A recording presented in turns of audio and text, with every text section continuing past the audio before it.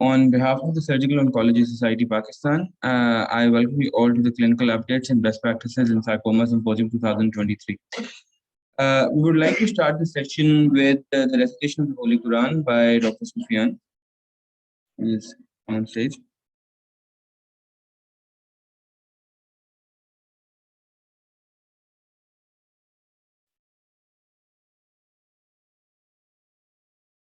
أعوذ بالله من الشيطان الرجيم بسم الله الرحمن الرحيم أفلا ينظرون إلى الإبل كيف خلقت وإلى السماء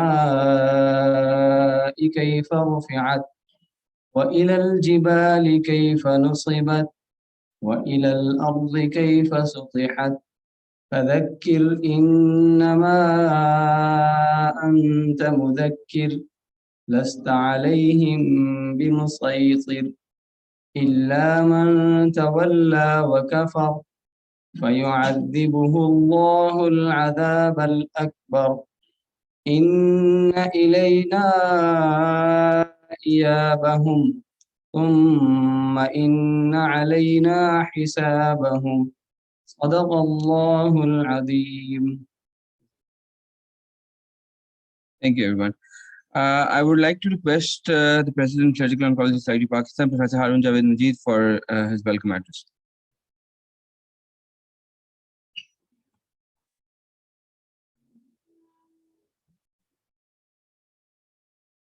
Thank you, Zayed. Bismillah ar-Rahman ar-Rahim. Ladies and gentlemen, and those who are joining us online, I'd like to welcome you from Sheikh Zayed Hospital. We represent the Surgical Oncology Society of Pakistan as well.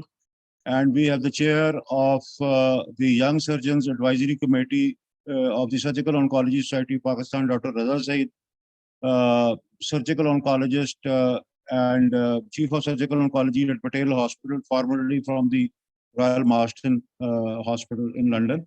And we are joined by Professor Imran Anwar at the moment. He is the surgical head and at Sheikh Zayed Hospital.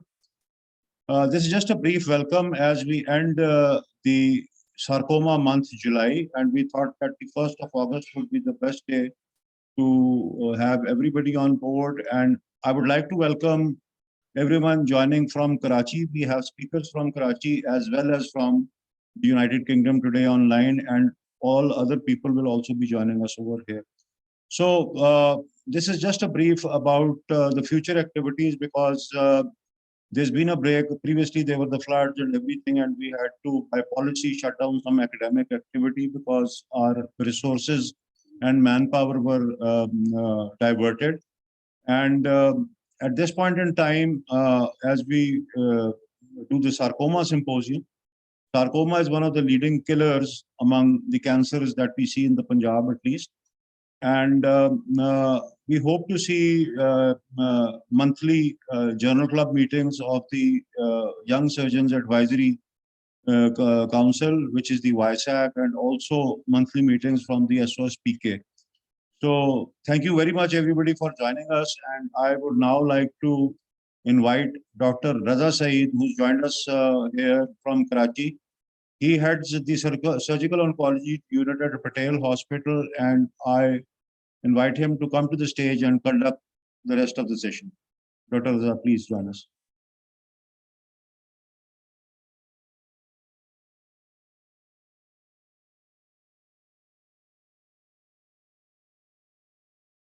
Thank you very much, Professor Harun. It is a great pleasure, and I'm really honored to be speaking on this. This is an activity from Sheikh Zayed Hospital on behalf of the Surgical Oncology Society of Pakistan after quite a long time. So I think we have our agenda right in front of you. Sarcomas are an important topic which require management by a specialized team of multiple disciplines, and multimodality treatment is very important. And we will today highlight all these issues. So the first speaker for us is Dr. Nasiruddin, who is an associate professor of pathology at the Aga Khan University Hospital, Karachi. He has been associated with Aga Khan University since 2009. He is his main interest is bone and soft tissue sarcomas, and he is a great resource for the whole nation, because all sarcoma surgeons from all over Pakistan send their samples for his expert opinion and input, which we will also highlight in some cases, makes a lot of difference in the management of these patients. So Dr. Nasir has written multiple chapters in the WHO bone and soft tissue book of pathology, and as well as head and neck pathology. He is an author of more than 170 international publications. So he's a great resource for us, and I will welcome and request Dr. Nasiruddin. Bismillahirrahmanirrahim. Thank you, Dr. Raza, for kind introduction and giving me opportunity to talk on pathology of soft tissue sarcomas.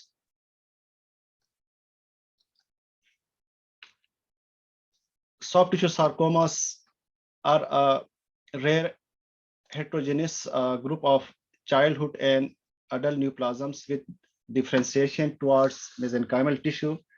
These have diverse histology, different biology, and varied outcomes.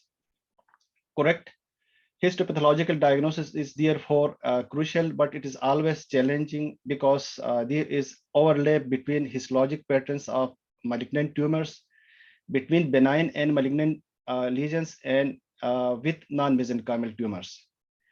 Rarity and morphologic heterogeneity significantly affect diagnostic accuracy.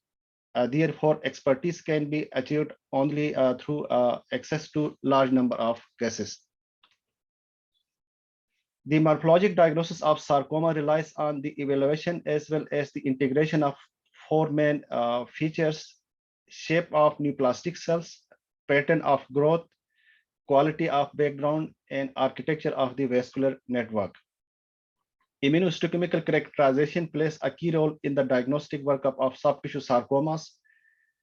The majority of classic differentiation markers tend to show good sensitivity, however, associated with rather limited specificity. For example, CD34, a marker used for solutive fibrous tumor, is also positive in GIST, DFSP, and being used as a vascular marker as well. Similarly, CD99 marker commonly used for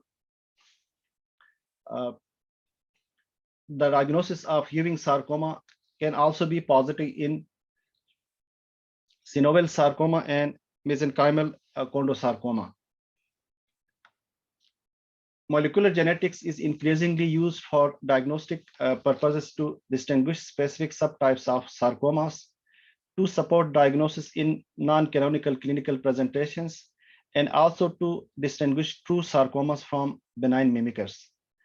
With many exceptions, histologic typing does not provide sufficient information for predicting the clinical course of the disease, and therefore grading system based on histologic parameters are introduced, and the three-tier FNCLCC grading system is widely used. It takes three histologic parameters into account, which is tumor differentiation, mitotic count, and tumor necrosis. And score of each of these parameters equates to histologic grades, like score of 2 to 3 is grade 1, 4 and 5 grade 2, and grade 3 is 6 to 8. Sarcomas are classified based on 2020 WHO classification of soft tissue sarcomas, and it has distinct categories: adipocytic tumors, fibroblastic and myofibroblastic tumors, smooth muscle tumors, peripheral nerve tumors, tumors of uncertain differentiation, rhabdoid tumors, vascular tumors, chondro-osseous tumors, and undifferentiated small round cell sarcomas of bone and soft tissue.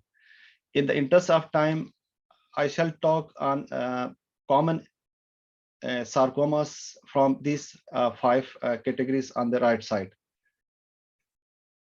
The first is atypical lipomatous tumor or well-differentiated liposarcoma. These are synonyms describe lesions that are morphologically and genetically identical and show MDM2 and or CDK4 amplification in most cases. ALT is the tumor which commonly occurs in deep soft tissues of proximal extremities, thigh and buttock, and trunk, back, and shoulder. Well-deep liposarcoma, most common sites are retroperitoneum and paratesticular area. This is the largest group of liposarcoma, accounting for 40 to 45% of all liposarcomas, and common incidence is in the 4th and 5th decades of life. These tumors are grossly large, circumscribed, and lobulated, and in the retroperitoneum, they attain very huge sizes. Like this tumor was resected from the retroperitoneum of a 55-year-old female. It measured 60 centimeter in maximum dimension. It had encased one kidney, so it had to be removed. You can see the ureter here, and also a segment of intestine. Histologically, 3 subtypes: lipoma-like, sclerosing, and inflammatory. Lipoma-like is most common, where you see variation in adipocytes size and shape, plus lipoblast. Sclerosing commonly occurs in the paratesticular and retroperitoneal area and show a lot of collagen in it. And inflammatory is difficult to diagnose because atypical cells are obscured by dense inflammation. These tumors commonly show positivity for MDM2, CDK4, and P16. MDM2 has a pitfall because it shows nuclear positivity in histiocytes in fed necrosis, as well as show positivity for angiomyolipoma, which is a differential diagnosis for well-deep liposarcoma in the retroperitoneum. Prognosis: the most important prognostic factor is anatomical location. The tumor in the extremities do not recur after complete excision. Retroperitoneal, spermatic cord, or mediastinal tumors tend to recur repeatedly. The risk of dedifferentiation is more than 20% in the retroperitoneum and less than 2% in the limbs. Overall, 10 to 20 year mortality rate ranges from essentially nil for ALT of the extremities and more than 80% for well-deep liposarcoma occurring in the retroperitoneum. The median time to death is 6 to 11 years. The next common type of liposarcoma is D-diff liposarcoma. D-diff liposarcoma is an ALT or well-deep liposarcoma showing progression either in the primary or in the recurrence to usually a non-lipogenic sarcoma of variable histologic grade. 90% of cases arise de novo and 10% develop in recurrences and show MDM2 and CDK4 amplifications in most cases. A well-differentiated component may not be identifiable, and it affects the same age population as of ALT and well-deep liposarcoma. Retroperitoneum is the most common location, and other locations include spermatic cord and rarely mediastinum, head and neck, and trunk. D-diff liposarcoma is a common form of liposarcoma, accounting for most pleomorphic sarcomas in the retroperitoneum. Interestingly, local recurrences of D-diff liposarcoma may be entirely well differentiated. D-diff liposarcoma can show well-diff areas grossly. You can see here, this large lobulated part is well-diff, and D-diff component is appeared as pale with a fleshy cut surface. Histologically, the hallmark of D-diff liposarcoma is abrupt transition of an ALT or well-diff liposarcoma to a high-grade non-lipogenic sarcoma, which most commonly appears as a morphology of myxofibrosarcoma. D-diff sarcoma component, DDIF component can be undifferentiated pleomorphic sarcoma, like you can see here. In most cases, the DDIF component is usually high grade, but in some cases it can be low grade as well. In 5 to 10% of cases, there is heterologous differentiation to rhabdomyoblastic chondrosarcomatous or osteosarcomatous. You can see here rhabdomyoblastic differentiation with abundant cytoplasm in the tumor cells. These show diffuse expression of MDM2 and or CDK4 in most cases. The most important prognostic factor is anatomical location, and retroperitoneal tumors show worse clinical behavior.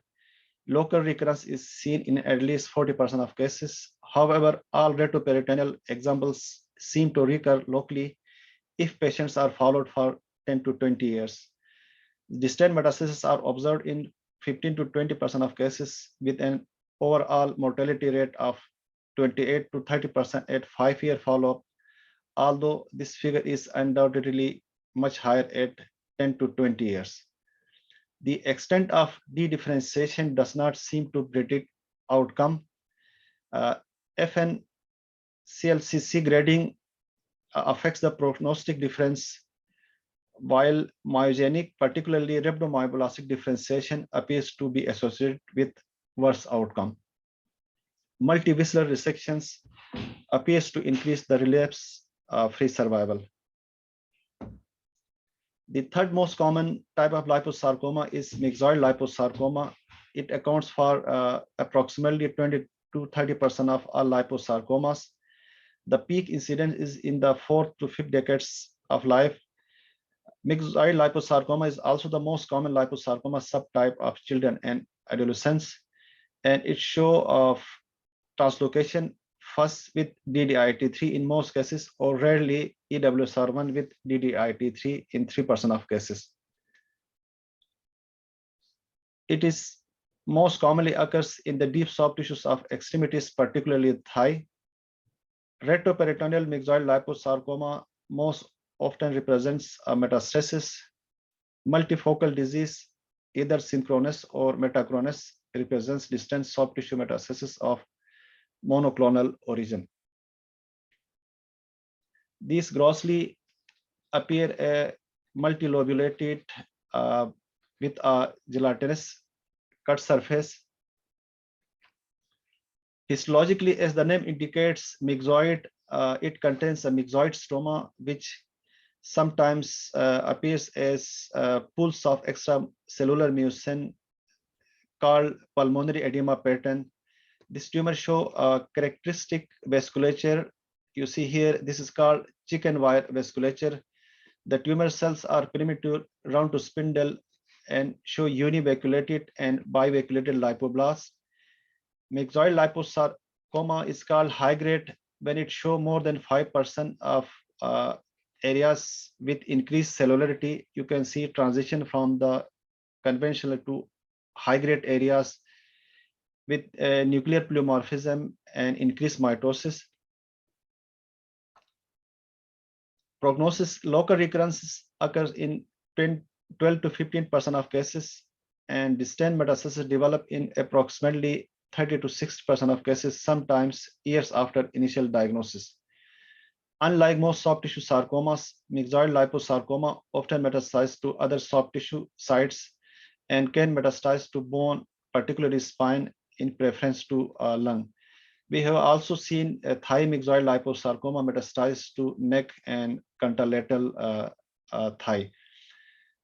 Histologically, high-grade tumors have a statistically significant high rate of metastasis or death from disease. Necrosis has also been associated with adverse prognosis. The next sarcoma is myxofibrosarcoma, which is a malignant fibroblastic tumor. Majority of cases arise in the limbs, and more than 50% of cases occur in the dermal and subcutaneous tissues, while remaining involved underlying fascia and skeletal muscle. Origin in the retroperitoneum and in the abdominal cavity is extremely uncommon, and most lesions with myxofibrosarcoma-like features in these locations represent dedifferentiated liposarcomas. This sarcoma commonly affects patients in the 6 to 8 decades of life. Histologically, it shows a lobulated growth pattern with characteristic elongated vessels called curvilinear vessels. The myxoid background may be absent in high-grade tumors. You can see here from transition from low to high-grade areas. It frequently show pseudolipoblasts which contain cytoplasmic mucin instead of lipid droplets in true lipoblasts. A rare epithelioid variant has been described, which is difficult to differentiate from melanoma or carcinoma. Local recurrence is unrelated to histologic grade, occurs in 30 to 40% of cases. Metastasis and tumor-related mortality are closely related to tumor grade. The overall 5-year mortality rate is 30 to 35%. High-grade tumors develop metastasis in 20 to 35% of cases, while none of the low-grade tumors metastasize. It shows lymph node metastasis sometimes in addition to pulmonary and osseous metastasis. Local recurrence within 12 months increases tumor-associated mortality. Tumor size, morphologic grade, and surgical margins are significant predictors of survival. The epithelioid subtype of myxofibrosarcoma behaves more aggressively with an increased risk of metastasis, more than 50% of cases. Leiomyosarcoma is a malignant neoplasm composed of cells showing smooth muscle differentiation. Soft tissue leiomyosarcoma most commonly arise in the extremities, particularly lower extremity, retroperitoneum, abdomen, or pelvis and trunk. A distinct subgroup originates in large blood vessels, most commonly in the IVC, its major tributaries, and large veins of the lower extremity. Peak incidence is in the 7th decade of life, although it may develop in young adults and children. Retroperitoneal and IVC leiomyosarcomas are common in women. This example is leiomyosarcoma of IVC showing fleshy cut surface and areas of necrosis.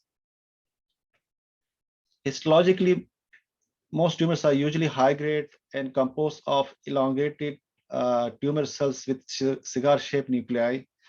This example has arisen from the wall of a major vessel.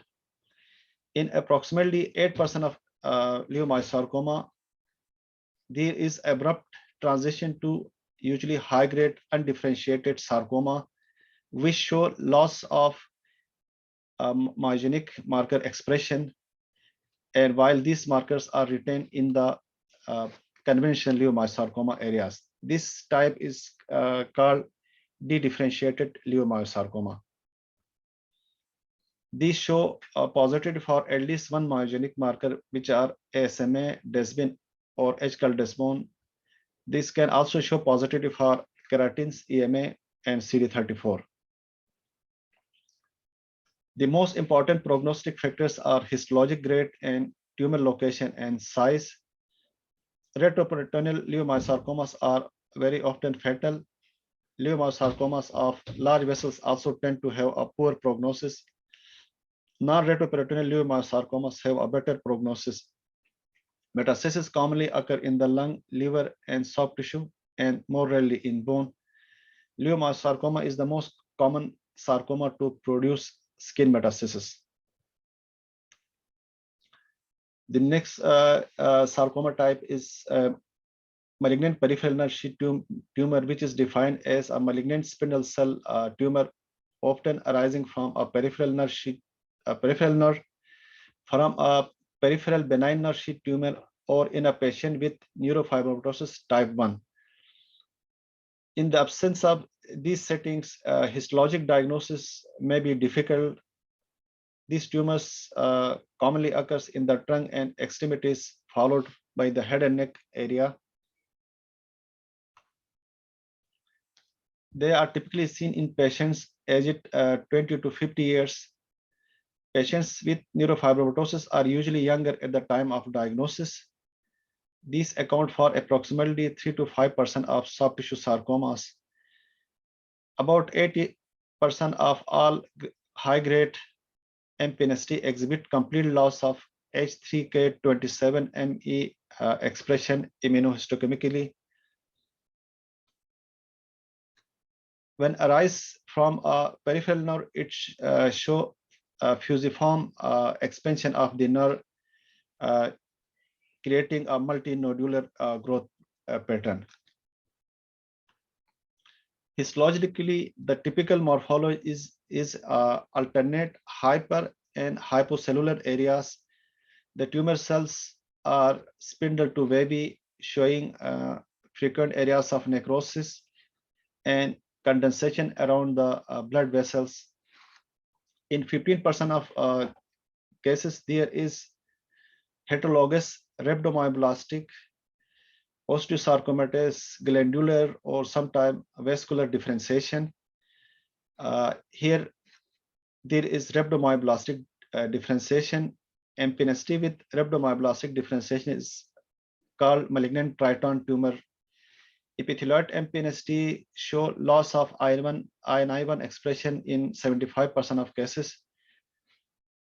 This is immunohistochemical stain H3K27Me, which show loss of expression in the tumor cells with positive control in the endothelium of blood vessels. MPNST show patchy positivity for S100, SOX10, and GFAP. In contrast to conventional MPNST, the epithelioid MPNST show diffuse and strong positivity for S100 and SOX10, and also show loss of SMARCB1 in most cases. MPNST is an aggressive tumor with a poor prognosis, truncal location, tumor size more than 5 centimeter, local recurrence, and a high-grade morphology, all adverse prognostic factors. Patients with neurofibromatosis type 1 associated MPNST appear to have a worse prognosis than patients with sporadic tumors. Malignant triton tumors are particularly aggressive. Synovial sarcoma is a monomorphic spindle cell sarcoma showing variable epithelial differentiation and characterized by a specific SS18 with SSX1, 2, or rarely SS4 fusion gene. Majority arise in the deep soft tissues of lower and upper extremities, often in juxta-articular locations. 15% of cases arise in the tongue and 7% in the head and neck region. They usually present as a swelling, which is sometimes long-standing and which can be painful as well. The initial growth of synovial sarcoma is often slow, and a small circumscribed tumor may give the wrong impression of a benign lesion by clinical examination and imaging. Synovial sarcoma may have radiographically detectable stipple or spiculated forms of calcification in approximately 30% of cases. More than 50% of patients are adolescents or young adults, and 77% of cases occur before the age of 50 years. Most synovial sarcomas are 3 to 10 centimeter in diameter at the time of diagnosis. However, minute lesions less than 1 centimeter occur, especially in hands and feet. These are the histologic images of synovial sarcoma.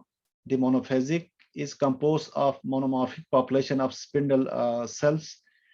The biphasic show, in addition to spindle cell, epithelial component, which is appears as gland-like structures lined by cuboidal epithelium.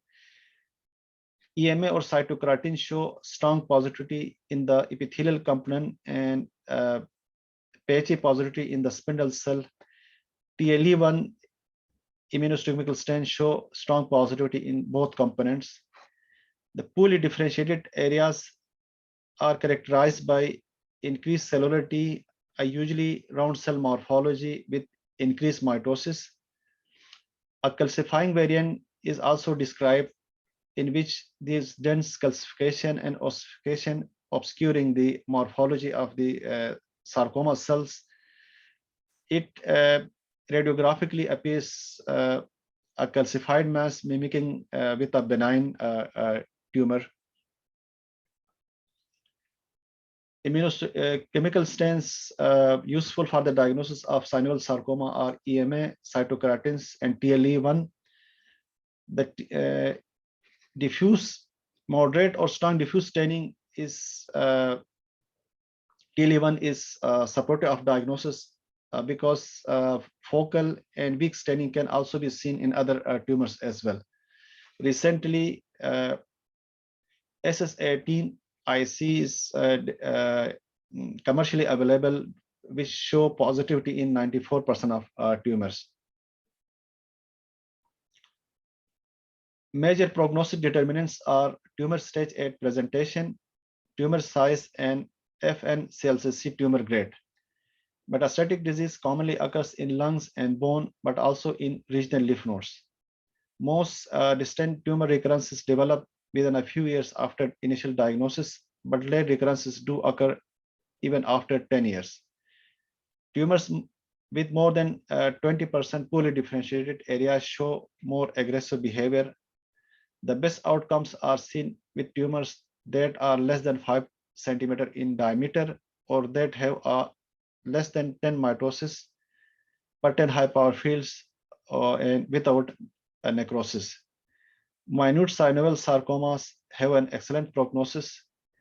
Children fare better than adults, and extremity-based synovial sarcoma have a better prognosis than synovial sarcoma involving tongue or head and neck region. The last sarcoma type I'm going to discuss is undifferentiated sarcoma. Undifferentiated soft tissue sarcoma show no identifiable line of differentiation when analyzed by presently available technology. This is a heterogeneous group and a diagnosis of exclusion, although genetic subgroups, particularly in the round cell group, have emerged. It has 3 subtypes: undifferentiated spindle cell, undifferentiated pleomorphic, and undifferentiated round cell. They commonly occurs in somatic soft tissues. Clinically, they show a frequently rapid growth rate. These account for as many as 20% of all soft tissue sarcomas. Those with round cell morphology are more frequent in young patients, and with pleomorphic morphology occur mostly in older patients. At least 25% of radiation-induced soft tissue sarcomas are undifferentiated by morphology and immunohistochemistry. Histologically, the most common group is undifferentiated pleomorphic sarcoma, which show very pleomorphic cells with increased mitosis, including atypical mitosis. Undifferentiated spindle cell sarcoma, this is the undifferentiated spindle cell sarcoma. Undifferentiated round cell sarcoma currently can be differentiated into subtypes by NGS or molecular techniques into B core sarcoma with B core genetic alteration, sick ducts, and many other rare variants. Undifferentiated epithelioid subtype is very rare type. Prognosis, the majority of undifferentiated soft tissue sarcomas are morphologically high grade. Among pleomorphic sarcomas in adults, those that are undifferentiated and arise in the limbs or tongue have a reported 5-year metastasis-free survival rate of 83%. Undifferentiated soft tissue sarcoma with epithelioid morphology seems to be more aggressive. In children, reported survival rates for undifferentiated soft tissue sarcomas, whether of round cell or spindle cell or polymorphic type, are 70 to 75%. And this is the end of my presentation. Thank you very much. So thank you very much, Dr. Nasir. We will take the questions towards the end and we'll address them to you later on. Thank you so much for this talk. Thank you very much.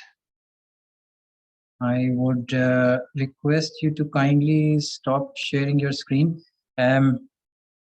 This gives me the opportunity to introduce Dr. Asghar Hussain Asghar, who is a clinical oncologist at Kiran Hospital. Again, source of continuous support for us in Karachi through the City Tumor Board initiative, where we have the opportunity to discuss our cases and get a multidisciplinary opinion. Dr. Asghar has been affiliated with the City Tumor Board and the oncology scene in Karachi for, I think, almost 2 decades, Dr. Asghar, if I'm not wrong. And he will talk to us on role of radiation therapy in soft tissue sarcomas. Over to you, Dr. Asghar. Thank you so much. Thank you, Dr. Raza, and thank you for inviting me for this talk. And I have seen the picture on this year group. There's so many people are sitting in the hall, but I think on online a few people. So I was thinking just only 5-6 people on online, but many people are sitting in the hall. So I think it will be a good discussion on the soft tissue sarcoma radiation therapy. So I'm audible to everyone, Raza? Raza? Yes, sir. We can hear you loud and clear.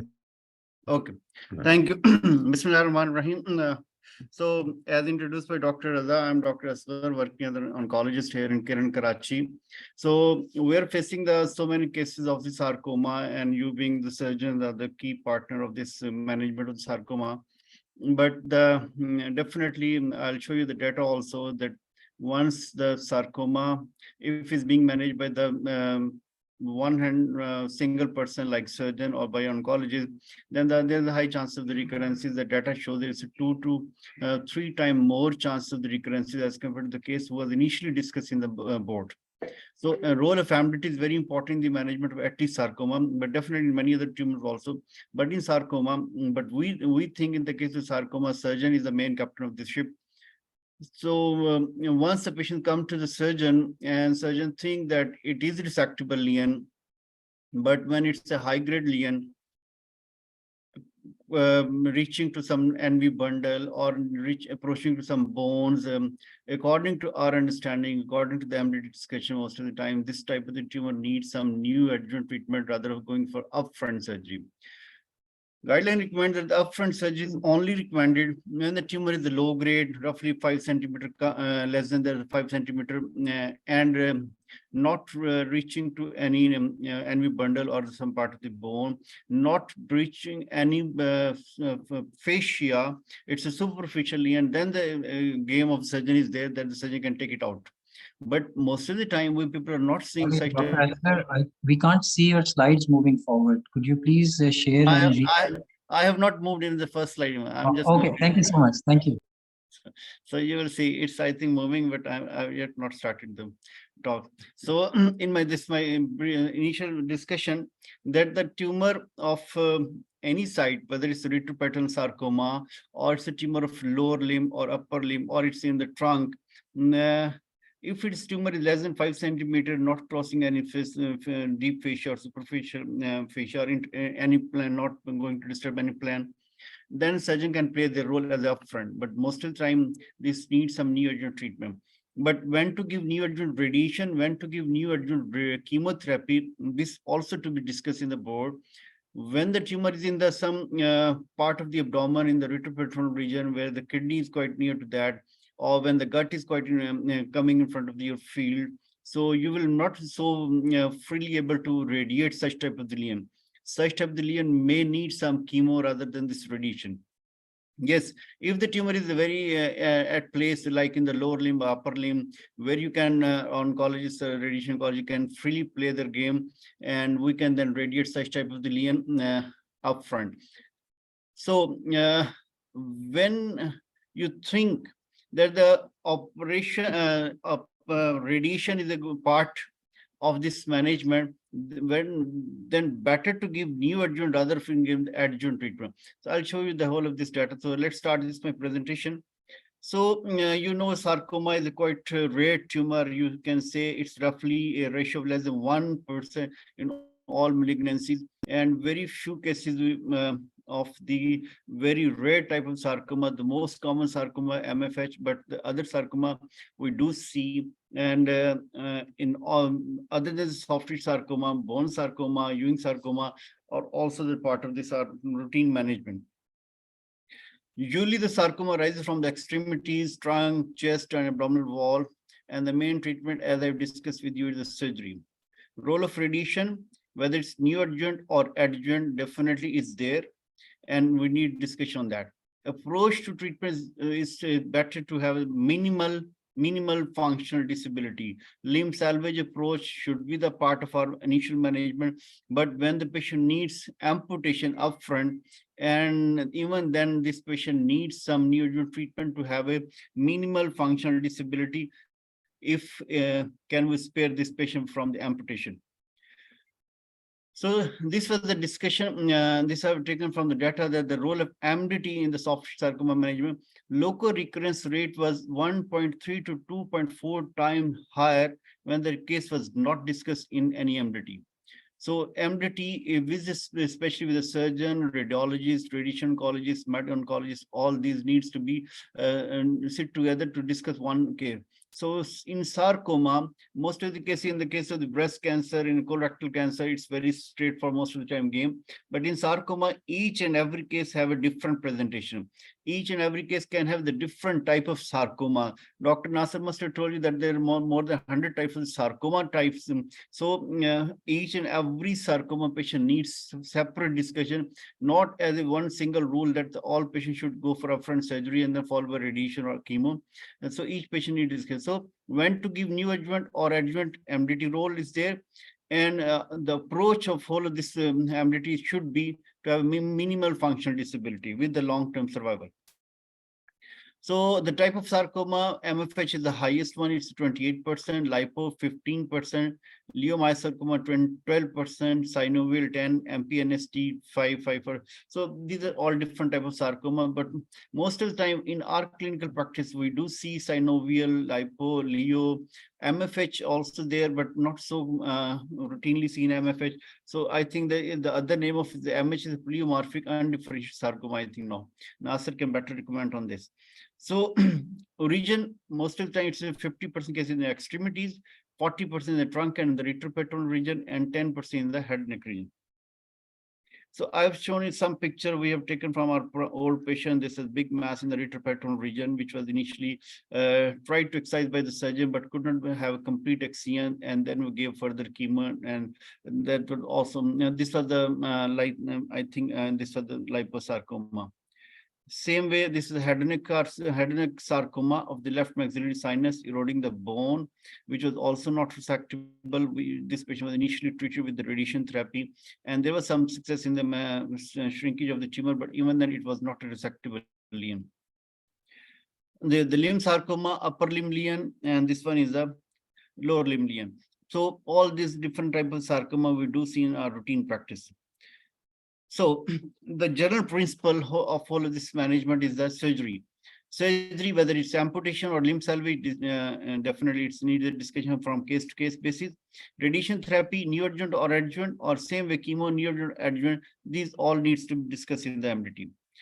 General management. Initially, surgery alone is only recommended when it's less than 5 centimeter, low-grade tumor, superficial tumor, and surgeons say that they can take a good clear margin, then the upfront surgery can be done. But most of the time, almost 70 to 80% of cases, we don't see this type of the cases. Mostly, we have a big lesion, and then surgery followed by radiation is recommended in almost all type of the sarcoma. When the clear margin is not feasible, and surgeons say, I can't take out the clear margin, but even then, after this neoadjuvant treatment of the radiation therapy, there is some positive or close margin. Further adjuvant radiation role is plus minus over there. We can further boost this lesion, or we can switch this patient for the second attempt for the clear margin, or we can move this patient from to the chemotherapy. Isolated limb perfusion, we have never done, and I don't know anyone is doing isolated limb perfusion in Pakistan. This is for the recurrent lesion. IORT, intraoperative radiotherapy, has yet not been started, but this is also a good tool. Brachytherapy for the soft tissue sarcoma is a good tool, but yet not being started anywhere, I think, in Pakistan. So these are the good tool for the management of sarcoma, but the practical saying, in routine of our practice, surgery followed by radiation therapy is the main treatment modality up till now, which is being used in Pakistan. Adequate margin. Margin should be, as per literature, 1 mm safe margin, considered to be safe margin when you're planning for adjuvant radiation therapy. But 5 mm safe when the surgery alone is done. But even then, 5 mm, in some time we do give radiation, but 5 mm plus margin considered to be safe. Less than 0.5 mm, less than 0.5 or 5 mm margin need further radiation therapy. Wider margin for myxofibril as it invades to the fibrous tissue. Same way in the this DFSP, which considers the low-grade sarcoma, needs further clear margin roughly 2 to 3 centimeters, because most of the DFSP is some the part of this upper lower limb or in the part of this intra-abdominal wall. So clear margin usually can be taken. Close margin is acceptable if taking care of NV bundle. If surgeons say that there will be the close margin due to NV bundle or near to the bone, then definitely close margin is recommended and acceptable, but this patient then needs further radiation therapy. Indication for the neoadjuvant radiation therapy is a standard indication. The large tumor, really difficult for the upfront surgery, is indication for the neoadjuvant radiation therapy. But this large tumor, difficult for upfront surgery in the retroperitoneal region, may not be a good candidate for neoadjuvant radiation therapy. That patient may need neoadjuvant chemotherapy rather of radiation therapy.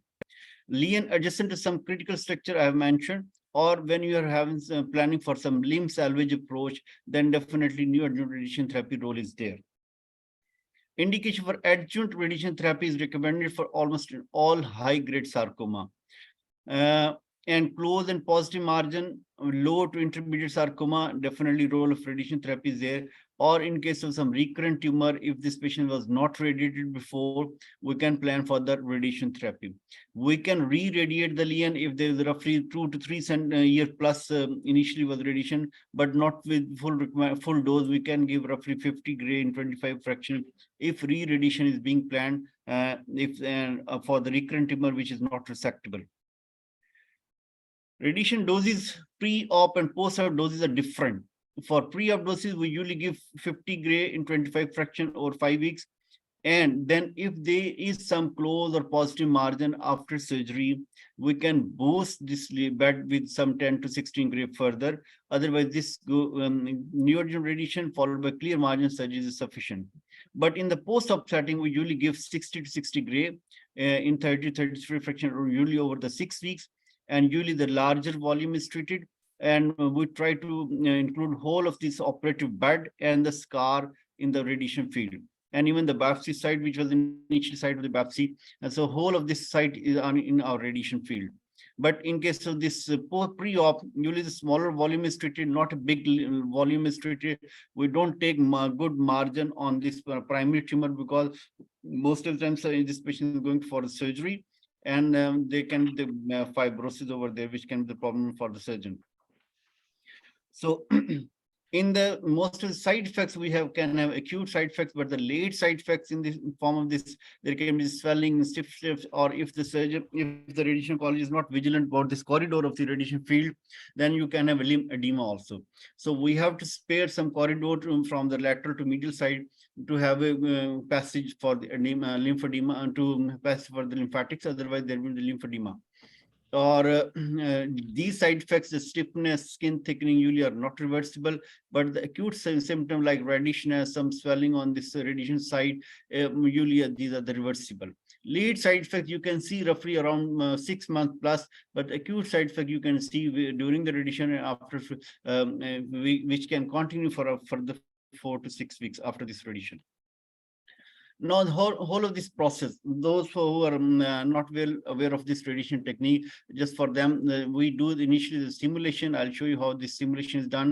And then our oncologist, we define the radiation target volume, we define the organ at risk around this tumor volume. We put some fields arrangement, and then we try, execute the treatment plan. This is a way of doing simulation. We put the some thermoplastic mask on the limb or anywhere the site is involved to fix the lesion, to fix the this your limb. Most of the time, if we're not going to fix the limb, patient will be having the movement on daily basis, and then there will be some inappropriate radiation. If you can see this yellow line, this is basically the laser line you can see over here. We use this laser line to daily base fixing the this your target volume, and then putting the thermoplastic mask. This is called the cast. This is called this your vac lock in the blue shape with the vac lock, and then fix the limb over there. So in this position, patient will not be able to move the limb. Same way, if you have to fix the upper limb, we do like this. These are all thermoplastic masks which are available commercially. We try to fix whole of this body, so patient will not be able to move the upper, even the shoulder, because there is even the movement of 1 millimeter will be quite dangerous for this patient, because then the patient will be having some other side radiation which is not in our radiation field. If you can see over here, these are some tattoo marks. These are some tattoo marks. We put some tattoo mark on the body. And then even further to ensure the same position on the daily basis, we put the mask over here, which is thermoplastic mask. So in this way, very less likely the patient will be able to move the limb in such situation. And even if the patient moves the limb within this mask, or this laser line is focusing on this tattoo mark, will be repositioning this position. And now the techniques which are available with the new technique, new machine, patient will, if our target is not matching with the position of the patient, which when the patient is being radiated, machine will not switch on. So it's on daily basis, we take the cone beam CT of the patient on the daily basis. In this way, they match the target, and when the target is matching, then the machine is going to on. So in this way, this is a proper immobilization technique, is very important for the management of this with the radiation technique. How we contour, I think this is for the radiation oncologists. If anyone sitting over there, we take the GTV primary with the reconstruction of from the pre-imaging, pre-op imaging. Then we put some margin of on the GTV, roughly 4 to 9 centimeter cranial quarterly, or in the axially, on axial side, roughly 2 to 3 centimeter. And then we put some further margin for the motion error, or if anything, on roughly 5 to 10 mm. Biopsy site and whole of this scar is included in our radiation field. Same way, if you're planning the second phase, and the first phase we usually give 50 gray.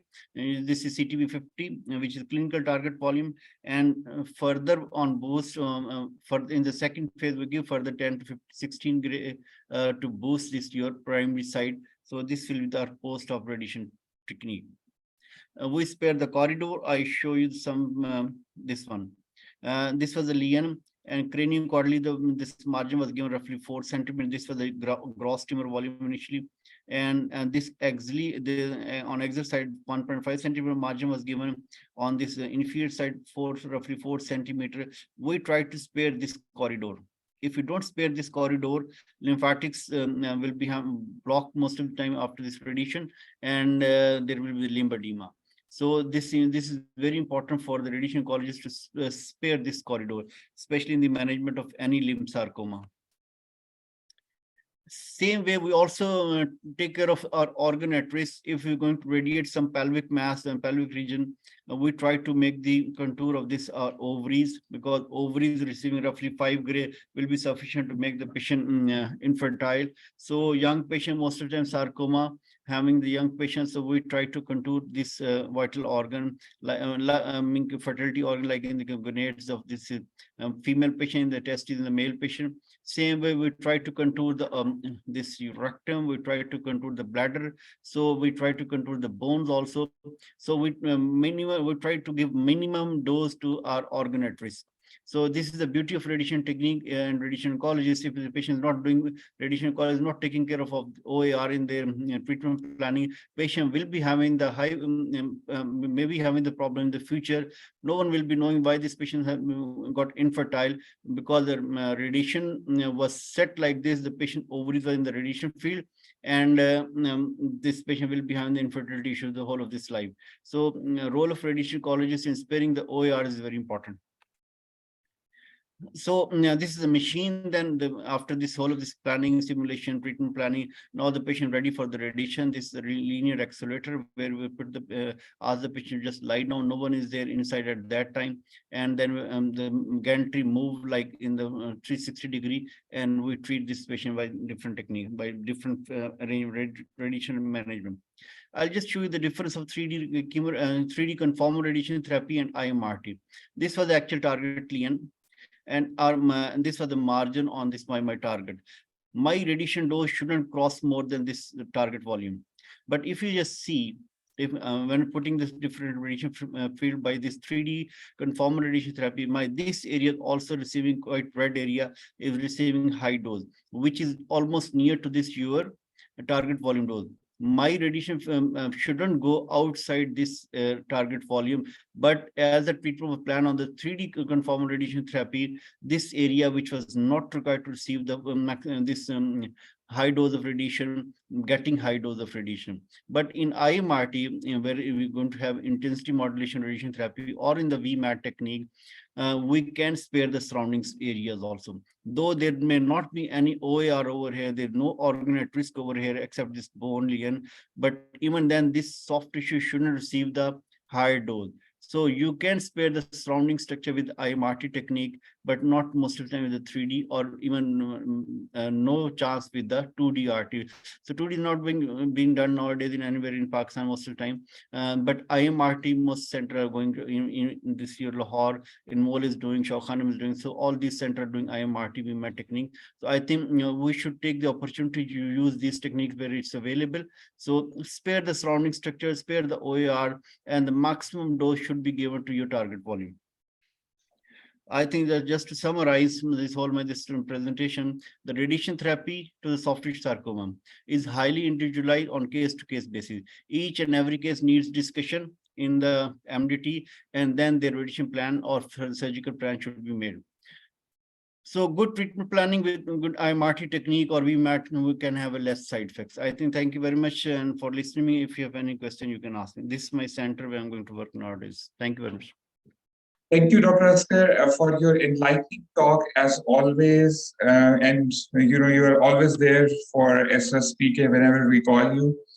Thank you. To Lahore, Faisalabad, wherever you are, and you're always there for the society. Thank you very much on behalf of me, society, president, and everyone. And the next talk would be given by Dr. Zayed, and he would be talking about multidisciplinary evaluation and management of soft tissue sarcomas. To introduce, Dr. Raza is a surgical oncologist currently working at Patel Hospital, and he is one of the few surgeons who are properly trained by fellowship in management of surgical, in the surgical management of soft tissue sarcomas. Dr. Raza Zayed. Thank you very much. Soft tissue sarcomas, I think Dr. Nasir and Dr. Asker has covered this very well, that it's not one disease itself. They're quite a large group of pathologies which are bundled under an umbrella term just because they originate from certain tumors. So,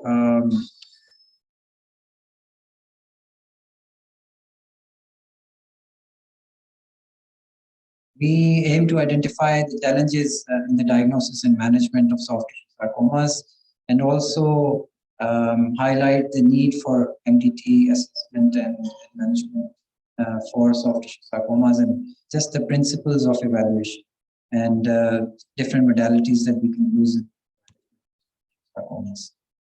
So here is how we are going to work. So let's start off with our goals.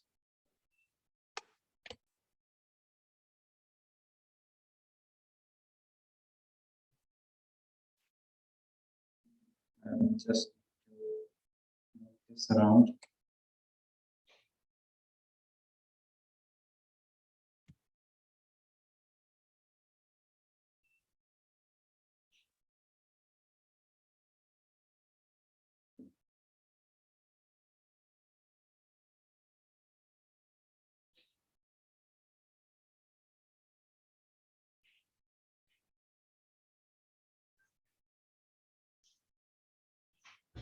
So you can join at vivox.app in the session ID. You can use the QR code. It should be a good icebreaker for us to know who is within the audience. Let's just confirm that this also try and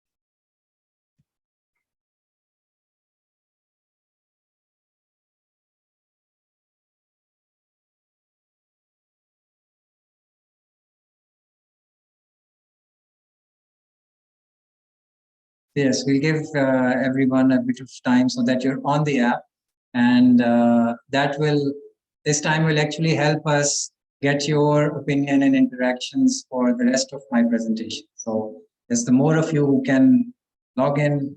You don't need to download the app. It's just if you visit vivox.app on your browser and just put in the session ID. And for the registered participants, we actually emailed them this morning the link as well, the short link that you can open in your browser. So maybe a dozen more people, if they can join, we will open this call and see how many of our audience.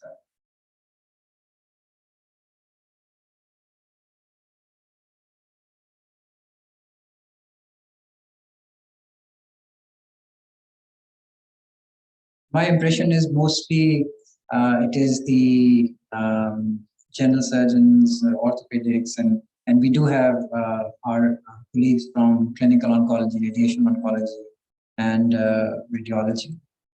So let's see.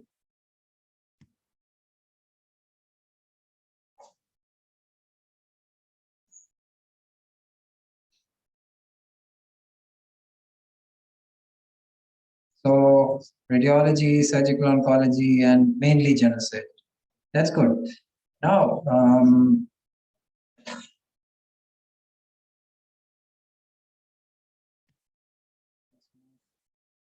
your level of training. Yeah.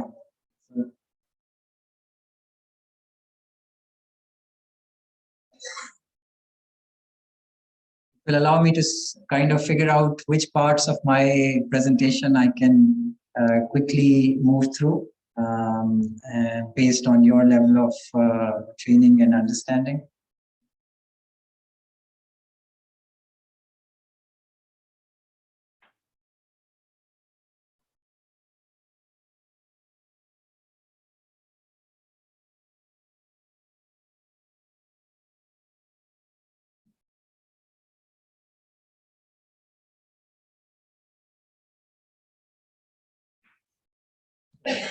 Responses.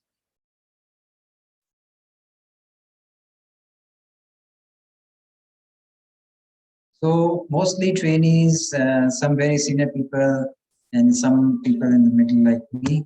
Okay, so that's very nice and a good icebreaker. So we know that we have people on board with us. Okay.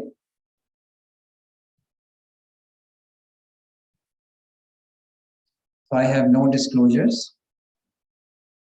And Dr. Nasser has very elaborately explained that these tumors are, they arise from embryonal connective tissue or primitive embryonal tissue that ends up as connective tissue from mesenchyme.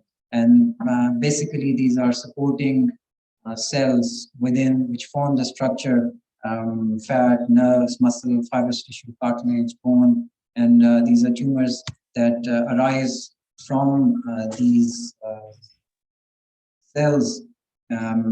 Which cell is the cell of origin actually determines the type of sarcoma.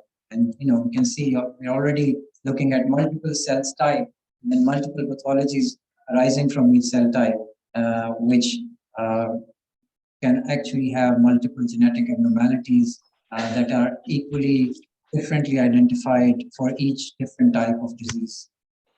So they are rare diseases because there are actual definitions of rare diseases.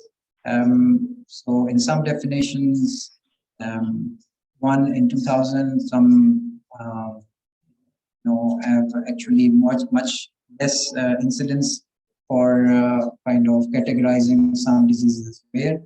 There are more than 6,000 known diseases which have been categorized as rare diseases. But one thing that is common among all rare diseases is that the diagnosis is delayed because this is not commonly presenting, and treatments are not very effective because of decrease in incidence and therefore decrease in the evidence that we have for each of these types. And so all the zebras are actually treated like horses. But sarcomas themselves are rare diseases and they're all different from each other. We have the figures from the UK, no figures from Pakistan, but almost 5,000 people in a year in the UK are affected by sarcoma, about 5.6 per 100,000 per year in Europe, and around 1.5% for all cancers. So I'd like you to imagine a ball that we use in sports, any ball that would come to mind. And so you would probably think of any of your favorite sports. When you think of the balls that are actually present, you will see that there are multiple sports, and each type of sports will have their own sets of rules for playing. And that's an analogy that we can try and use for sarcomas, because each type of sarcomas will have its own particular features which will help us understand and manage it better. There, as Dr. Nasser and Dr. Asghar mentioned, around 100 different morphological subtypes, whether they're arising from soft tissues, and the variations will be based on anatomical location, on the histological subtype, or the tissue of origin. Into detail, but yes, our surgical mindset is something is either benign or malignant, and we just have a black and white distribution on how we're going to treat something. Sarcomas are a little different because it's more shades of gray. So they actually vary from benign to locally aggressive, which rarely metastasize, to frankly malignant. And these more than 100 subtypes lie somewhere, each of these subtypes lie somewhere on the spectrum of between benign and malignant. So this is something that I would want to get across to you, that soft tissue sarcomas, they are rare and they are heterogeneous. Okay, let's look at this case of a 50-year-old gentleman with a 4-month history, painless swelling in the right shoulder, which has been increasing in size. On examination, this mass has got some skin changes, as you can see, and seems to be fixed to the underlying muscle. There is no axillary lymphadenopathy. Let's quickly get a poll on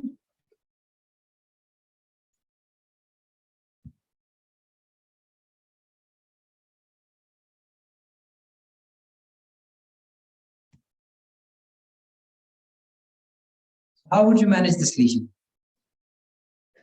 Would you do an excision and send it away to Dr. Nasir to figure out what it is?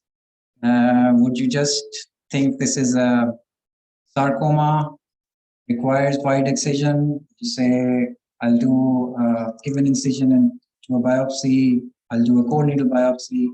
I'll send it to Dr. Asghar to give radiation or give chemotherapy.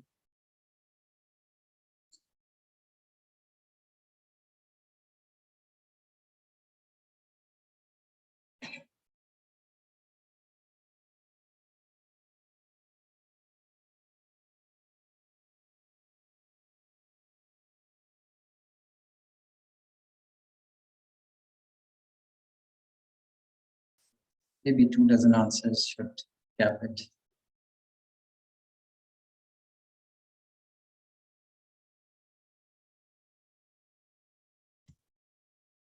Okay, so let's see. Some would perform a diagnostic excision, some would perform a wide margin excision, some would perform an incisional biopsy, and around 70% of the 23 votes that we received will do a bone. I would also do a bone needle biopsy, as I think, and this just means that Dr. Nasir and Dr. Asghar have done their job beautifully. That we would want to identify what is the type of tumor. If it's a sarcoma, it's just one term, but there are many different types, and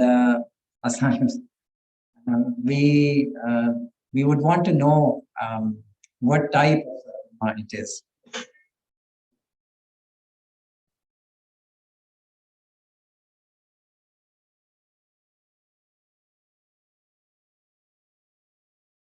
What's wrong with taking it out in the beginning?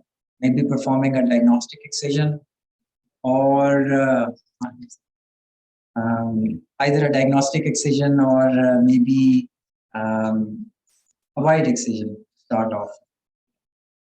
Could it mean that this person did not get the right treatment or the most appropriate treatment that this person should have had if we knew the diagnosis? Or could it mean that we saw a lump and we just took it out and we said, okay, fine, Dr. Asghar will deal with it, not my headache anymore. So there is this term, the oculobrachial reflex, defined by Prof. Thomas, who was a sarcoma surgeon at Royal Master, that when surgeons see a lump, their reflex is to just take it out without thinking about it. It's not always helpful for the patient. Although the problem is out of our sight, the patient's problem may not actually be solved. These unplanned excisions have shown, especially for soft tissue sarcomas, that they decrease the rate of disease control, or the risk of recurrence increases with these unplanned excisions. Sometimes in extremities and trunks, we are able to cover up for this inferior disease control, but for that we will have to perform wider excisions requiring soft tissue reconstruction, sometimes use of radiation therapy that otherwise would probably not have been needed for these situations. So either there is a cost for achieving the same local control in terms of wider excision, which would mean decreased function, need for reconstruction, or radiation, which would again have its long-term which could have been avoided, or an inferior disease control risk of recurrence. So inadvertent excisions, unplanned excisions, whoops operation, These are the terms used for it. And essentially, these are when excision or surgery is performed without giving a thought that this could be a sarcoma, and a proper assessment and discussion is required for their management. It results in a worse oncological outcome for these patients. And I think this is a message that we should get across, that these patients require proper evaluation. We cannot always correct the problems associated with inadvertent excisions. And sometimes if we are able to achieve a similar control, the cost is either wider excisions, requirement for reconstruction, and radiation therapy that could be avoided. So the next question is pertinent, and I wanted to raise it. Should sarcomas be treated at a specialist center? So this report from the sarcoma unit at Birmingham actually looked at the survival in terms of disease control, local disease control in patients who were managed in the UK within sarcoma centers or within district general hospitals for extremity sarcomas. They showed that there was a superior disease control when patients are managed in the sarcoma center. And I know you are thinking that why are we talking about this in Pakistan? But I will probably come to that. And when we talk about the overall survival, this difference between management as a sarcoma center and management at non-expert centers further widens. So there is a lot of merit in management of these patients at expert centers. Within the UK, there are, I think, 20 or so different units where sarcoma entities are, and then there are further lesser number of specialized centers where surgery for sarcomas is taken. The guidelines are that any mass which is more than 5 centimeter, which is increasing in size, gets an urgent ultrasound and then referred to a sarcoma unit if the ultrasound suggests possibility of sarcoma. This has been looked at recently. These NICE guidelines were introduced in 2006, and this same center in Birmingham looked at the outcomes of patients which were referred to the unit 10 years before the guidelines were implemented and then 10 years after. They show a significantly decrease in the median size of tumor, the decrease in incidence of unplanned excisions, and an improvement in 5-year survival rate for these patients. There is merit in having a method of managing sarcoma. In France, there are NETSARC centers, which are a network of expert centers for sarcoma, and they published their 8-year kind of experience of patients and showed a significantly improved survival for patients who were managed at the NETSARC center. So early referral to sarcoma specialist centers has been shown to improve outcomes.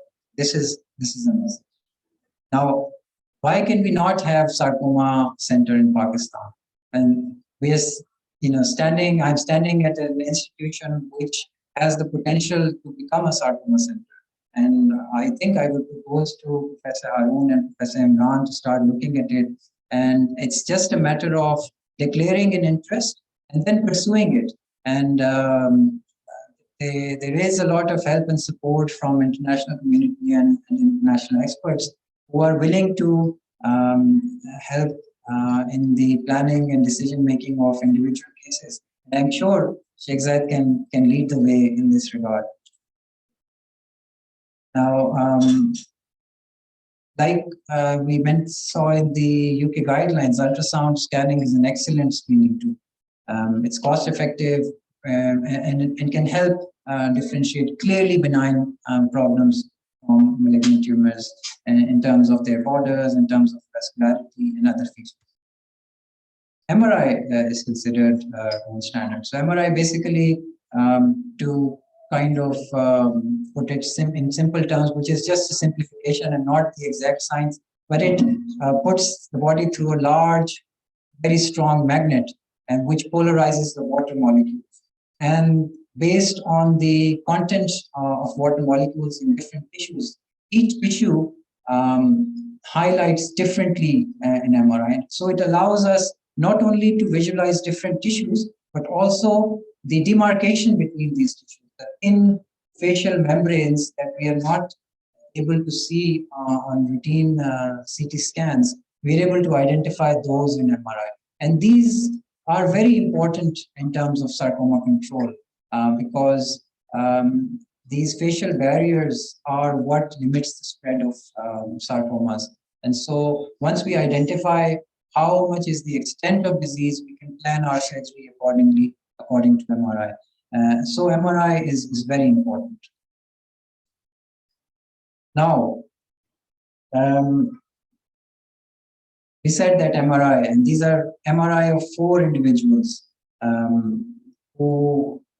which all of them show a soft tissue lesion, clearly enhancing, so high vascularity, and not all of them have well-defined borders. So I'd like to get your opinion on this. Which of these 4 types are sarcomas?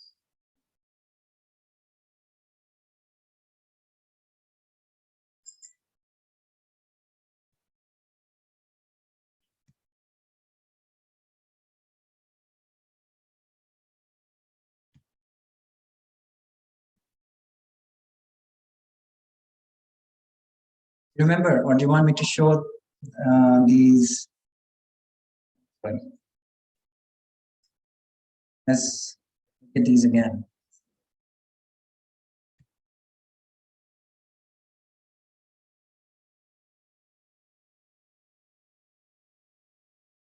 So which of these is a sarcoma? Or maybe all of them are sarcomas. What are your thoughts on this?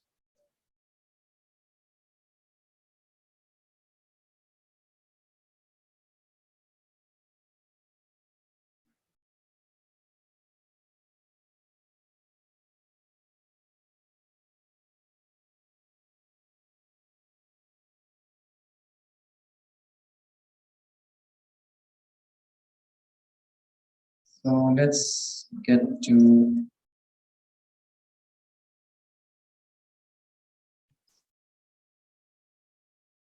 our poll.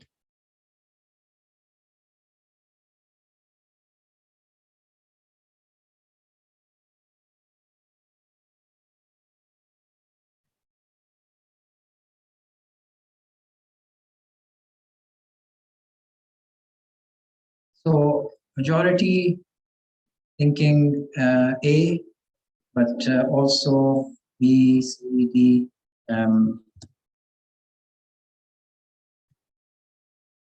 So let me share with you the actual pathology. So I don't know how a large number of individuals said correctly identified the sarcoma. I cannot identify or differentiate why this is a lymphoma and why this is a sarcoma, why this is not a sarcoma, and why this is not a sarcoma. This highlights the need for a tissue diagnosis, despite having. I mean, to me, at least 3 of them would be sarcomas and just one of them. For me, all of them are potentially sarcomas, and I would not be saying that, okay, yes, this looks like a sarcoma and this doesn't, based on just appearance of a soft tissue mass. Yes, it tells us about so we can see that these are irregular borders, infiltration into the muscle, but this is well defined as a lymphoma. But you will have similar looking MRIs that will on core biopsy show you that this is a sarcoma, similarly well defined, but you can have a similar, maybe a less aggressive form of a sarcoma here. And this kind of seemingly infiltrative lesion, probably recurrent because maybe this is a scar or maybe these are vessels. And probably this looks much more, so Also affects the importance of genetics. Yeah. Take care of the mimickers. Definitely. So pathology is really important. So let's move forward. So core biopsy is important. FNA alone is not sufficient. There is evidence that the risk of seeding is negligible, next to nothing. And we should actually be performing the core biopsy. The tract should be in the line of the future incision so that it can be excised at the time of surgery whenever it's needed. That's important. We should be able to plan and look at the tumor in terms of when we're going to excise it, what would be our incision. And that's something that we should look at when we're evaluating the person in the beginning and discussing this with the person performing the core biopsy. Sometimes for deep lesion, it has to be done under ultrasound guidance by the radiologist, and also discussing this with the radiation oncologist. That's trying to get more cores, like Professor Imran identified. The more cores we get, the more studies we can fund them. So at least 4 to 6 cores are required for a good diagnosis and additional molecular studies. So core biopsy is sensitive, specific, and accurate. Traditionally, open incisional biopsies were performed. There were 12 to 17% complications, and 8.5 of them had these complications adversely affected outcomes. And core biopsy is safe, does not increase recurrence. These complications are avoided, and this is a simple office procedure. Imaging and core biopsy are cornerstones of diagnosis of now. Retroperitoneal sarcomas I'll highlight because there are specific anatomical challenges. Retroperitoneum is just a space, it's not an organ. Anything that grows there can expand, and it may take a while for the person to get any symptoms. So usually they are large in presentation, unless they are in typical locations where they can cause symptoms like hydronephrosis or venous obstruction. They're also, for example, Dr. Nasser mentioned that liposarcomas in retroperitoneal locations are much more aggressive. The liposarcomas, especially the well-differentiated liposarcomas, we've stopped calling them liposarcomas. We just call them atypical lipomatous tumor because their behavior is so indolent that once they're excised. So they should be referred to a specialist center. We need core needle biopsy, and surgery should be performed in the next. Now, to gauge your expertise in sarcoma surgery, this is a lesion that can be identified just behind the left kidney, and has got vague borders. This fat more or less looks the same as this fat, don't you agree? So what would be our approach to management of this retroperitoneal liposarcomas? Should we, okay, let me just open the poll here first, and then we will move back to our options.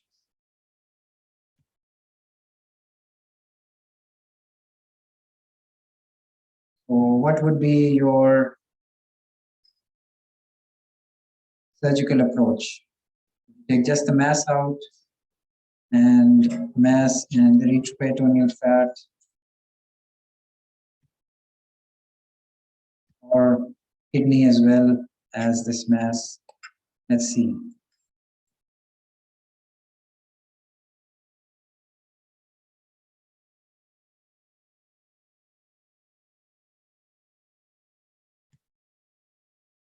Just the mass, all the retroperitoneal fat, or the kidney as well as it.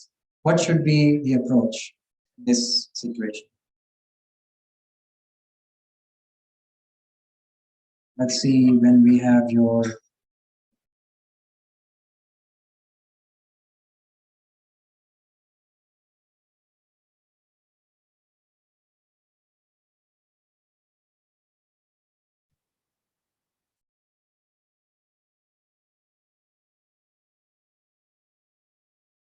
एक दर्जन vote हो गया. Maybe a few more people can vote so that we get a bigger perception of what the audience think. In statistics, we generally say that percentages are useless unless you have at least a 30 or 35 sample size. So ये तो 1.5 दर्जन से हमारा गुजारा नहीं होगा. But anyway, in the interest of time, we will stop it at that. And majority of you don't like the kidney and don't like the retroperitoneal fat as well. Only a few would either take just the mass out or additionally take pancreas and spleen out as well. So what is the most appropriate management for retroperitoneal sarcomas? What is the right operation? That's important. The right operation actually is based on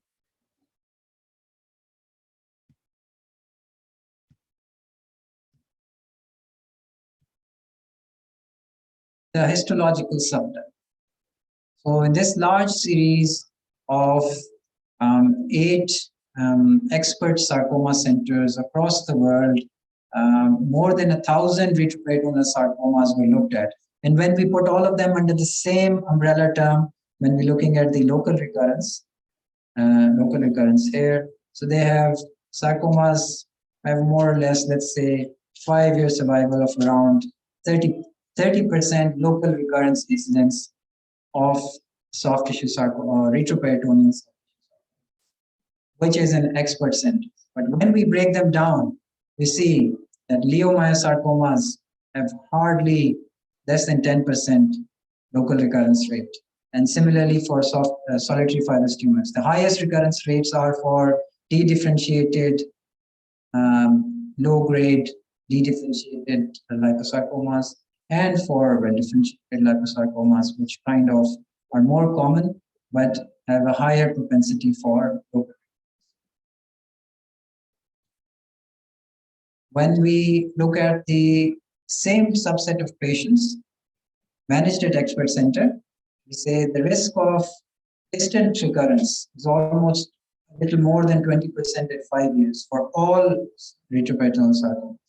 But when we break them down into histological subtypes, we see that well-differentiated liposarcomas almost never metastasize, whereas the leiomyosarcomas, which were not locally aggressive, they recur mostly in the distant sites, and over 5 years, almost half of them develop distant metastasis. So it's an aggressive disease with systemic recurrence.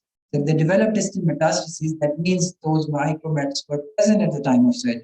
And this is something that is actually being looked at for leiomyosarcomas in a randomized controlled trial called STRAS-2, where leiomyosarcomas and high-grade dedifferentiated liposarcomas, just based on their high incidence of systemic recurrence, are being subjected to either neoadjuvant systemic therapy or upfront surgery. And we will find out the result in some time. So moving on, sarcoma MDT, again, we have polls, but I think let's try and wrap this discussion up. But the important questions are, who should be part of a sarcoma MDT? And what cases should be discussed in sarcoma MDT? So should a person who presents to the surgical outpatients with lump in the soft tissue about 2 centimeters in size that this person has had for 10 years and has not grown, but now he thinks that this becomes a bit unsightly and wants to have it removed, and on your examination this is a clear soft tissue mass, likely a lipoma. So we already know the behavior of this tumor. It's unlikely that this is even an atypical lipomatous tumor. When do we say that what cases are they merit a discussion? This is an important question, because then all the experts who have gained so much expertise, we will be asking them to look at just common tumors which do not require an expert opinion. So if soft tissue sarcoma MDT has got 100 cases and 80 of them are lipomas, it's a burden on and actually abuse of the expertise for our radiologists or oncologists and surgeons. So Maybe we should identify those lesions which are at higher risk of being a sarcoma. So lesions that are more than 5 centimeters, lesions that have symptoms, lesions that are growing in size, no matter how long they've been for. So some sarcomas have this course that they stay indolent for years and then start growing. We don't know what kind of cellular level change occurs, but you would see high-grade sarcomas which have been present for some time, and then they rapidly start growing, or have been growing over some time and have been resected considering a benign disease. And oops, we think this is a sarcoma and this is an unplanned excision. So this is something important. We should highlight cases, think about cases which are clearly require the input from a sarcoma ability. Having said that, even if we are, as surgeons, I think this is a more important message. Even if we are taking out benign soft tissue lesions, मैंने बहुत अरसा पहले house work की थी, लेकिन जिस तरह मुझे लाइपोमा निकालना सिखाया गया था तो उसमें यही कहा था कि एक इंसिजन देनी है और ऐसे करके उंगली घुमा के निकाल देना है, तो थोड़ा सा पीछे रह जाएगा, उसको दोबारा से निकाल देना है. But this is not how we should be taking out any soft tissue. Even if we consider it to be a lipoma, we should try and take it out in one piece. So in extremities and in trunk, the liposarcomas, as they used to be called, well-differentiated liposarcomas, are now called atypical lipometastasis, and their behavior is very indolent. If they're removed in one piece, the similar operation as you would do for a lipoma, but just take them out in one piece without breaching their surrounding capsule, their local recurrence is almost negligible. All they require is a follow-up with clinical examination over time. So this is something that we should look at. So no fungal dissection for lipomas is my message for you guys. And this will actually start this thought process of, oh, can this be a sarcoma? It's larger in size, more than 5 centimeters. It's growing. There are symptoms associated with it. Should we consider imaging? Should we consider core biopsy? But if you're considering a marginal resection, which is what an atypical lipomatous tumor is treated with, just perform it in one piece without breaching the capsule. Now, another important question is at what stages of patient pathway should we discuss it in the sarcoma?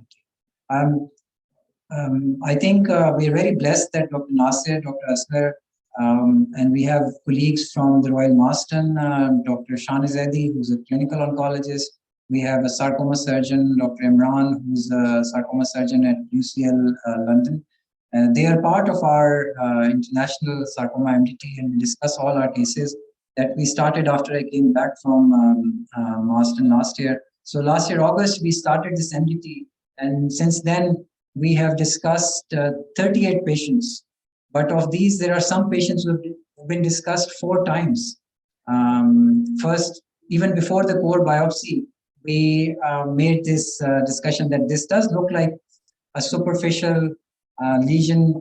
On imaging, it's very clear that we can get soft tissue margins. Would you agree if I perform a wide excision to start with? And this is where I think the MDT grows. If all decisions are taken together as an MDT rather than taken in the surgical clinic, it does increase the workload, but then it allows the MDT, all the group of professionals to go together. So we never hesitate in discussing any questions that arises in our mind, because the outcome for the patient is more important for us. And then we get opinion from other people.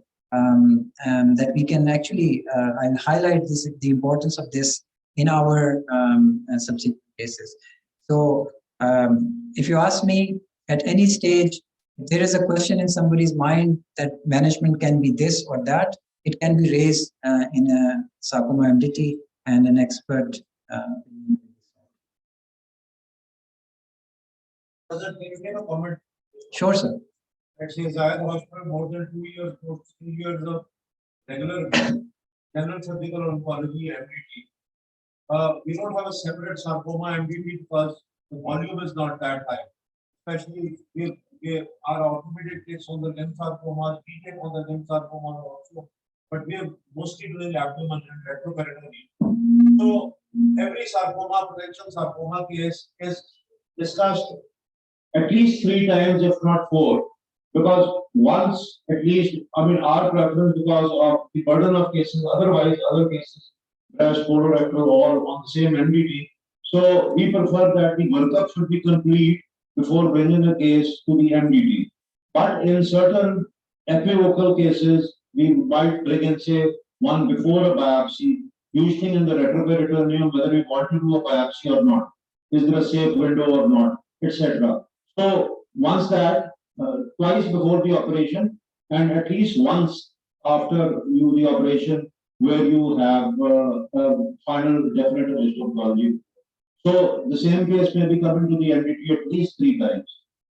So that's exactly right. And I've already highlighted that this place has got the, it's got the potential to be a center like this. All it requires is, rediscussion, discussion and rediscussion, learning from each case, becoming better.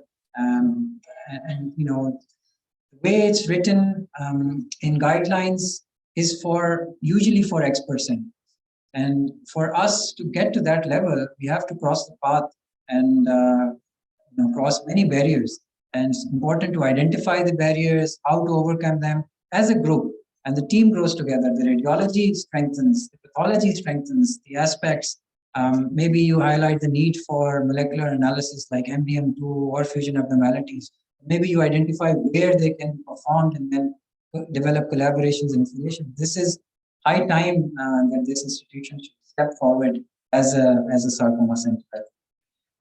So we will, just to highlight this case, 30-year-old male, left groin swelling for 4 months, gradually increasing in size, often on symptoms, and on core biopsy that after this symposium everyone performed, showed a myxoid neoplasm.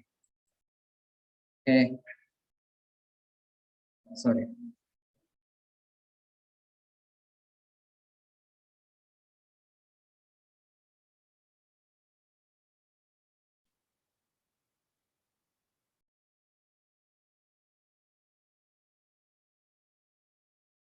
So this, we can see this white is the multilobulated mass within the muscles, quite highlighting, large, I think more than 7 or 8 centimeters in one dimension and 6 centimeters in the other. So large, deep lesion. I would like to take a poll on this. What should we do? Let's see.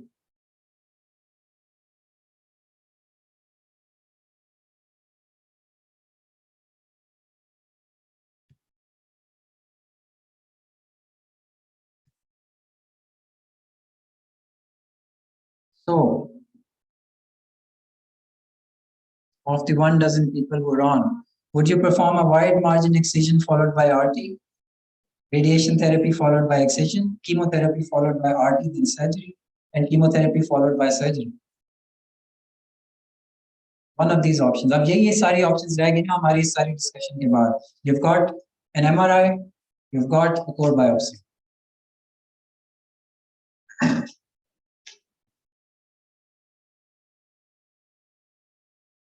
And then I'll tell you what happened at our MDT for this case.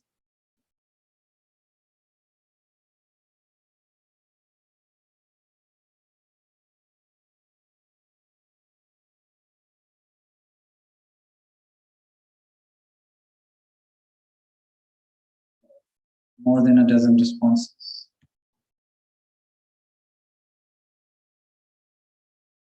So we see a variation of responses, but most people would go for radiation therapy followed by excision. I would agree. This can this be a myxoid liposarcoma? When you say myxoid neoplasm, it can be a myxoid liposarcoma, which is radiation sensitive.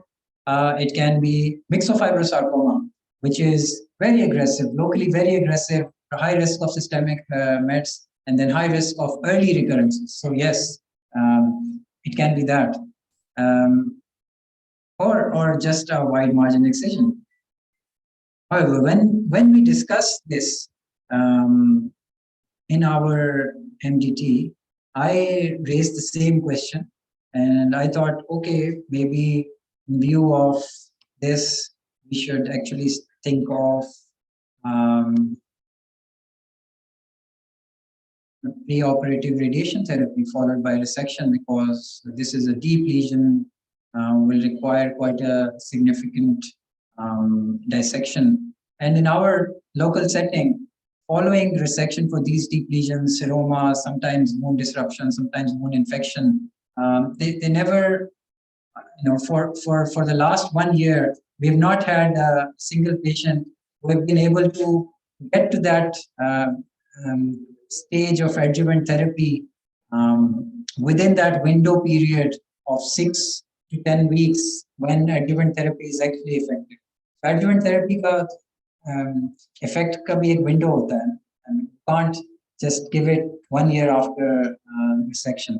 So for one reason or the other, sometimes wound problems, sometimes logistic reasons, sometimes delays in getting the reports, we have not been able to get our patients following resection to the window of adjuvant therapy. So when we think that this person will likely require post-op or adjuvant radiation therapy, we prefer to give it upfront, so that even if they have delayed wound healing, any other problems, their treatment is over, and we can handle that. So for this patient, this is what I am for. But the experts were looking at it from a different perspective. So the clinical oncologist raised this query to the pathologist: do you think this can be an intramuscular myxoma? Now, this pathology has not been previously reported by the sarcoma pathologist. And we thought, okay, fine, myxoid neoplasm, let's see what everyone says. But the sarcoma pathologist says, okay, hang on, let me have a look at the slides. Then we went back and discussed this with our radiologist as well, with the same question, that now answer this question: is this typical of intramuscular myxoma, or you cannot say? We had to read up things on our own. So me and our radiologist sat and looked at the literature, how intramuscular myxomas look like, how can they be differentiated. And we were able to say, yes, this does look like intramuscular radiologically. So one point in that field. And the pathologist also said, yes, this is intramuscular myxoma. So this is where the group of experts who have over a period of time seen a large number of cases and learned and discussed about how to manage each, that they can have a meaningful input in the management of soft tissue. So this patient is going to be managed with just a simple excision, because this is a benign intramuscular myxoma with no local aggressiveness.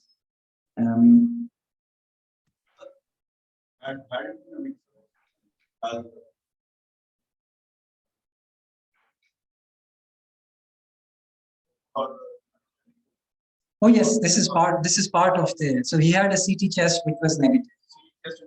Yeah.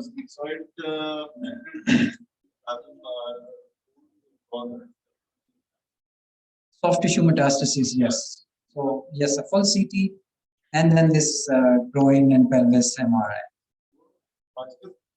Things are not that. Just mental does not rely on, because there are 100 variants, and then that also highlights the importance of, because purely on radiological appearance. No, this is what I'm saying. This query was raised, and then we addressed the radiologist with this question. We addressed the pathologist with this question, independent of each other, and both said, yes, this looks like intramuscular myxoma. So now our the whole MDT is thinking in that. I'm not saying this is. That again was without any morality. Yes, but there are no tests for intermuscular myxomas. So as far as I'm aware. Ultimately, Narrow margin excision, because they have sometimes a pseudocapsule and mucin. So not a full wide excision with its morbidity, but just a simple or maybe a narrow margin excision, thin rim of muscle around it, and to avoid the functional problems with the wider resection. So once we get the pathology, in literature we find references where they would say that sampling errors. Sampling errors result because considering something a benign lesion still may miss lesion within that lesion, which actually. yes, and we have seen cases. One of them was performed elsewhere, had a core biopsy which showed a low-grade component, and then had just a narrow excision for a low-grade sarcoma. And on pathology, Nasser actually sent us the images. Bisection of tumor. There is one low-grade area clearly visible, and then a high-grade area within that tumor, which was not sampled.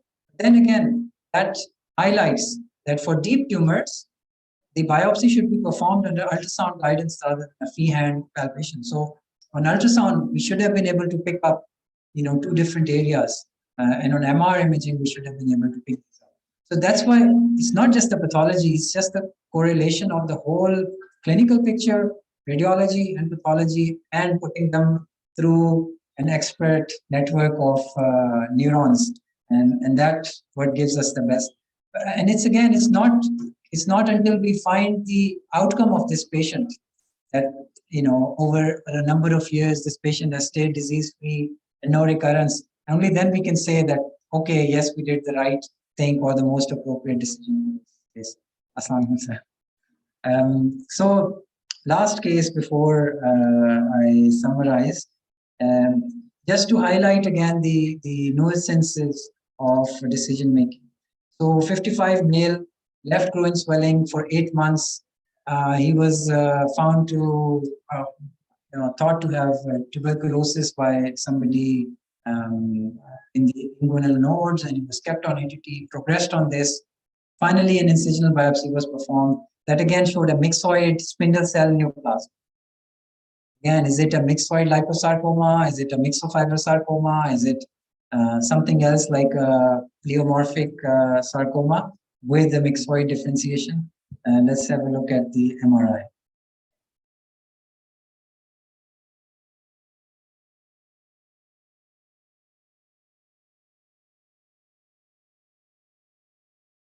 So clearly, areas of necrosis within this high-grade apparent and a large extent of it. What complicated this was that following incisional biopsy, this is the groin crease of the person, and this is the groin mass that we were able to see on MRI. This is now a large ulcerated area. So even though this is high grade, involving not just the skin and fat, but also the fascia and some part of the muscles. But now this is fungating. You can't give this person preoperative medication.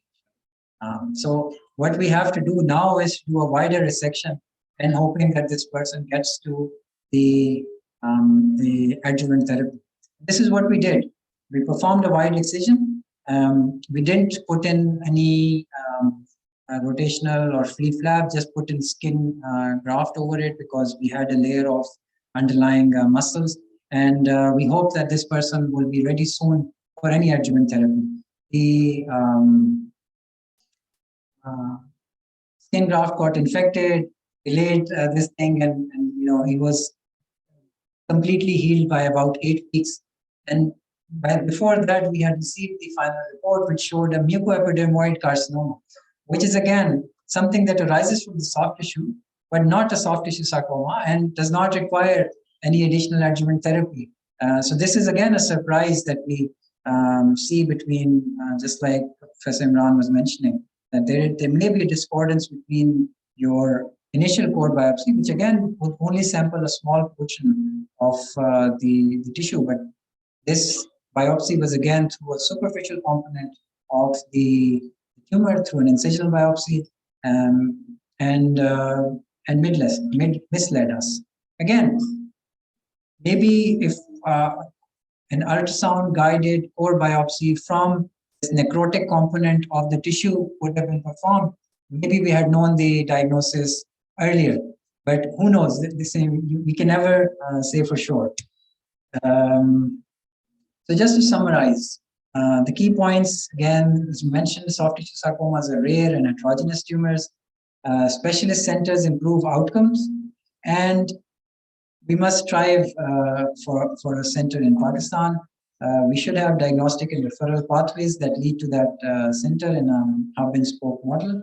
And we should have a multidisciplinary team for decision-making, multimodality management. And then this is really important that whatever we're doing, we should have an audit of outcomes, research, and collaboration. Our own data is only a year old, but we're hoping that in the years to come, we will be able to share all these results with you on how our patients are doing following discussion in our thank you very much. I'm open for any question, comments, and you can reach me through any of these. Thank you.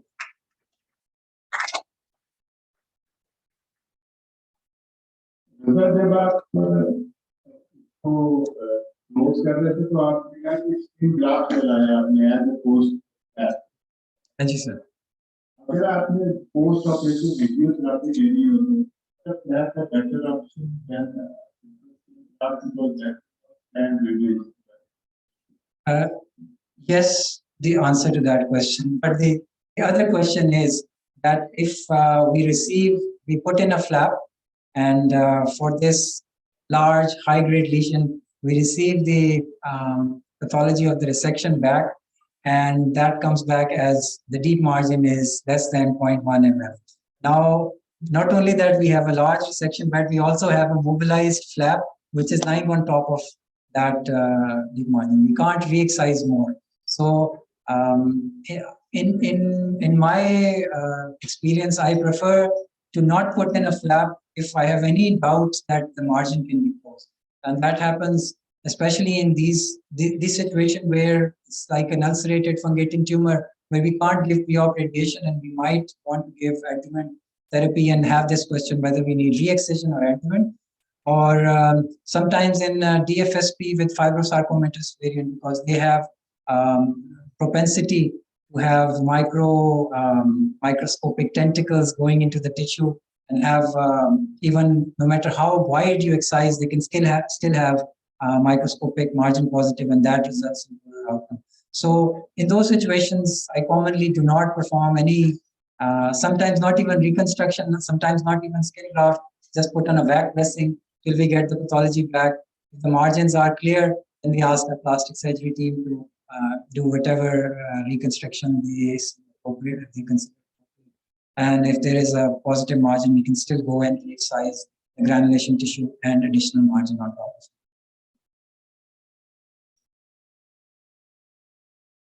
So thank you very much. I think